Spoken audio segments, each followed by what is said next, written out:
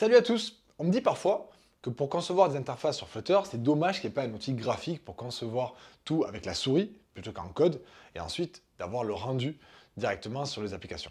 C'est vrai que ça existe pour iOS, ça existait aussi en Kotlin pour Android natif, mais dans Flutter, pour l'instant, avec les outils officiels, on n'utilise que du code. Mais les choses évoluent. Sur le médium officiel de l'équipe de Flutter, ils ont annoncé une nouvelle version majeure d'un plugin qui s'appelle XD2Flutter.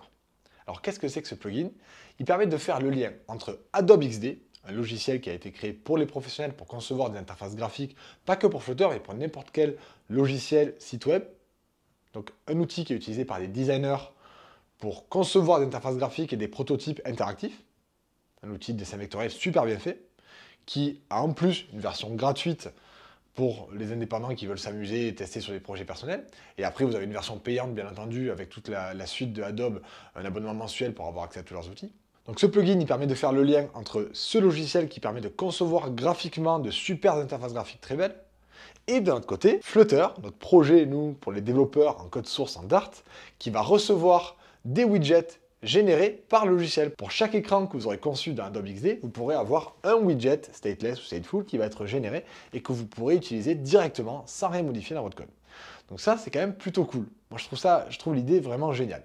En pratique, je l'ai testé. J'ai installé et créé un compte sur Adobe XD, puisque je vous dis c'est gratuit, donc on peut rapidement créer un compte, créer un nouveau projet. Lorsque vous lancez pour la première fois, vous pouvez récupérer des modèles tout prêts officiellement proposés par Adobe, dans lesquels vous avez plein de templates, plein de modèles d'écran mobile. Regardez combien il y a d'écrans mobiles disponibles à l'intérieur. On peut utiliser des écrans de profil, des écrans, des listes. Il y a tout un tas d'écrans tout prêts que vous pouvez utiliser, qui sont adaptés à plusieurs tailles d'écran. Vous les ajoutez dans votre projet. Vous les personnalisez si vous en avez envie, et une fois que c'est fait, vous exportez ça vers Flutter. L'export, c'est instantané. J'ai testé, hop, on exporte, il y a une petite dépendance à ajouter dans le projet Flutter, et une fois que c'est fait, on n'a qu'à créer les widgets comme on ferait pour nos widgets à nous, ou pour les widgets qui sont proposés par l'équipe de Flutter.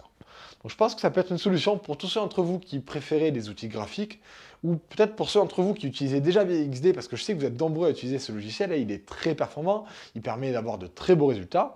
En plus, il est gratuit lorsqu'on est seul et qu'on travaille sur des projets personnels, donc je pense que ça peut être une très bonne solution pour beaucoup d'entre nous. Donc si vous l'utilisez déjà ou que vous avez envie, testez-le.